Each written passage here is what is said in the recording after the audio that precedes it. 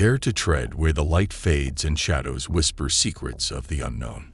What if I told you that the beings lurking in the darkness aren't just figments of our imagination, but real creatures that hunger for more than just blood? Tonight, we'll venture into tales that twist reality, making you question what truly haunts the night. But beware, for once you enter this realm of the supernatural, there's no turning back. What if I told you that vampires still walk among us? Not the kind from books and movies, but real beings who feed on something far more intangible than blood. This is the story of my chilling encounter with one such vampire in New Orleans, an experience that left me questioning reality itself. I'm a rideshare driver in New Orleans, a city known for its vibrant culture, mysterious history, and tales of the supernatural. You never really know who or what you're going to pick up when driving in a place like this. But nothing could have prepared me for the eerie experience I'm about to share, a story so strange that even now, I can hardly believe it happened. It was a couple of years ago, just another night on the job, when I received a ride request from a part of town I don't typically frequent. The moment the passenger got into my car, something felt off. I can't recall what she looked like, her face, her clothes, none of it, but I remember her voice. It was almost hypnotic, soft and melodic, echoing in my mind even as I recount this story. I can still see the way her lips moved when she spoke, and I can vividly remember her hand touching my shoulder. As we drove, she complimented me on my energy. It's not unusual for passengers to make small talk, so I didn't think much of it at first. She asked me a few benign questions about myself, nothing too personal. Then, she started talking about how much she loved New Orleans, how it was the perfect place for someone like her. Curious, I asked where she was originally from. Her answer sent a shiver down my spine.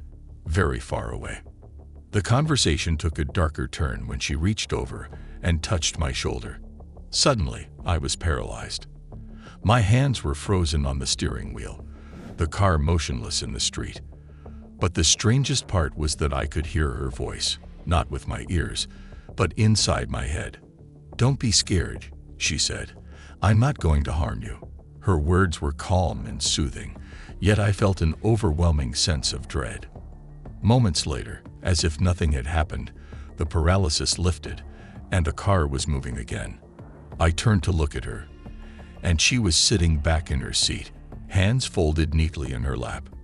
"What did you do to me?" I asked, my voice trembling. She smiled, a cold, knowing smile, and said, "I just leached some of your energy." Confused and frightened, I demanded to know what she meant. That's when she dropped the bombshell. "I'm a vampire, but not the kind you've heard about in stories. I don't drink blood. I feed off energy." She explained that there are different types of vampires, those who feed on good energy, bad energy, sexual energy, and yes, even blood. New Orleans, she said, is the perfect place for all these different vampire tribes to coexist. Her words echoed in my mind long after she'd spoken them. Maybe she's lying, I thought, but deep down, I knew she wasn't. The feeling of her hand on my shoulder still lingers to this day, like a phantom touch that won't go away. Did she create some kind of psychic connection between us? Did she implant these memories in my mind to ensure I would share her story, to prepare others for the truth about what lurks in the shadows of this city? The most disturbing part of the experience is what happened next, or rather, what I can't remember. I have no recollection of dropping her off. The next thing I knew, 2 hours had passed, and I found myself parked in a deserted lot in a part of town I didn't recognize. How did I get there? What happened during those lost hours? I may never know. I can't shake the feeling that by telling this story, I'm inviting something dark into my life. Even now, as I speak these words, I wonder if I should have kept this encounter to myself. But the truth is out there now, and maybe that's what she wanted all along.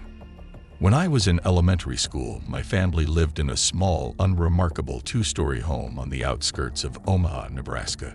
The front yard was plain, with no landscaping, just a single lonely streetlight casting a dim glow on the left side of the house. My room was on the second floor, nestled in the shadows on the far right side.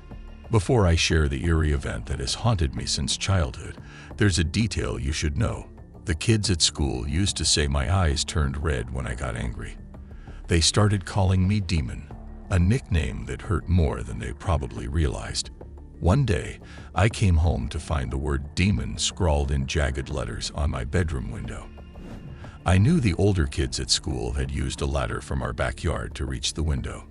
Furious, I shattered the glass with a rock. My dad had to patch it up with a garbage bag and some duct tape. The real horror began one summer night around midnight.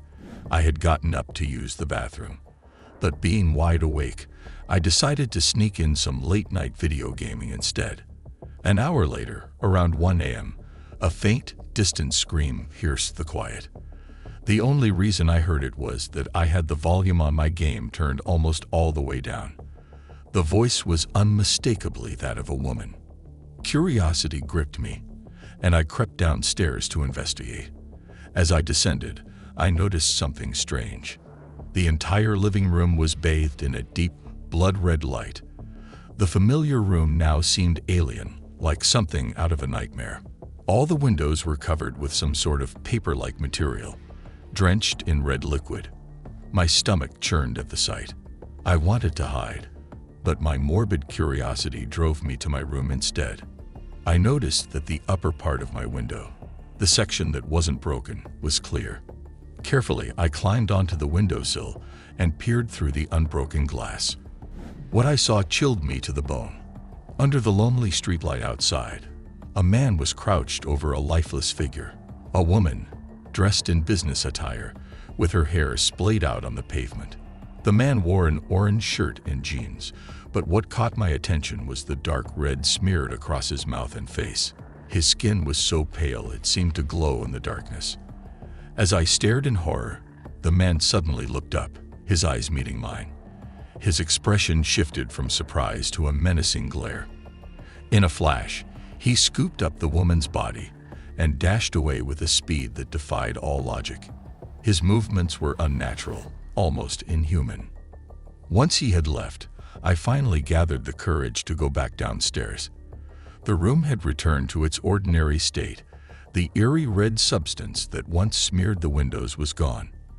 The following day, curiosity led me back to the spot where I had witnessed the horrific attack. There, on the pavement, were tiny drops of blood, along with a silver necklace lying abandoned. I still don't fully understand why, but I felt compelled to pick up the necklace and take it home. I carefully cleaned it and decided to keep it, almost as if it were a memento of that terrifying night. In the days that followed, the trauma of the incident began to manifest in relentless nightmares. Every night, I dreamt that my hands were drenched in blood. The nightmares grew more vivid and terrifying, each one more intense than the last.